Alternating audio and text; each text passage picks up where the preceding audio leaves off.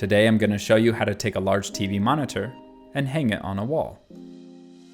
Let's get started.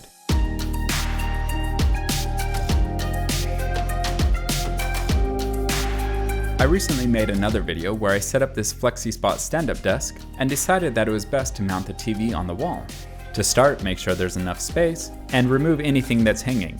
And also check that there's an outlet in the place where you're putting a TV. I went with the Santa Simplicity TV mount, and I'll try to link a few other brands below. To start, I'll need a pencil, stud finder, screwdriver, tape measure, a drill, and some drill bits. Let's now unbox it and see what we're working with. First off is a mount template and some instructions. Next is a mounting plate to adjust the height of the TV. These are mounting braces to help hold the TV onto the plate. These also help stabilize the TV. These are the bracket screws. This is a large assortment of bolts to help fit with any brand of TV. Then finally we got the mounting screws that will go into the wall studs. Finally, underneath is the wall mount itself and the extension arm.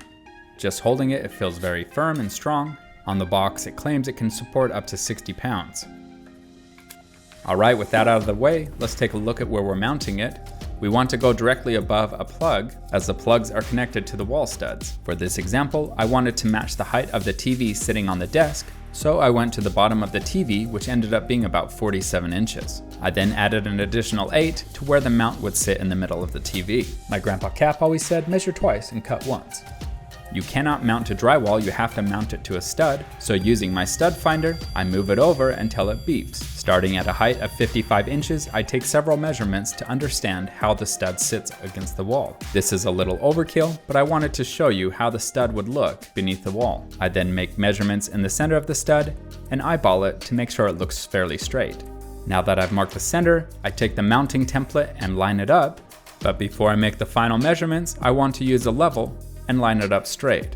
With that said, I make a final mark and use a small drill bit to create a hole for the mounting screws.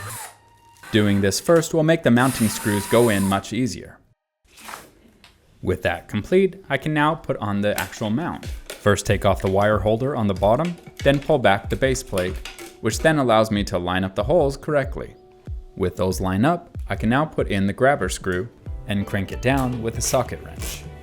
Make sure you don't do it too tight that it cracks your sheetrock, and also make sure that the bottom is realigned before tightening it down all the way. It's always good to take a second and remeasure to make sure that everything's lined up correctly. It looked good, so I put in the second grabber screw and tightened it down. I tested the brace and it was very firm, so I then put on the base plate covering. I took a second to try out the pivot on the arm to make sure that everything was working correctly, and to get a feel of the right direction, the elbow needed to bend for the TV to sit flat against the wall. Now that I have that set, it's time to hook the TV to the mount. I had to take a minute to find the right screws, but once I did, I took out the curved arms and faced them downwards toward the middle and tightened them down to sit flush with the TV. Seeing that it was very firm, I then got the mounting plate and tightened it down to the braces. There are a lot of places to screw into, so you can adjust the height as needed. With the brace on, I can remove the screws to the bottom of the TV stand and take it out to mount it on the wall.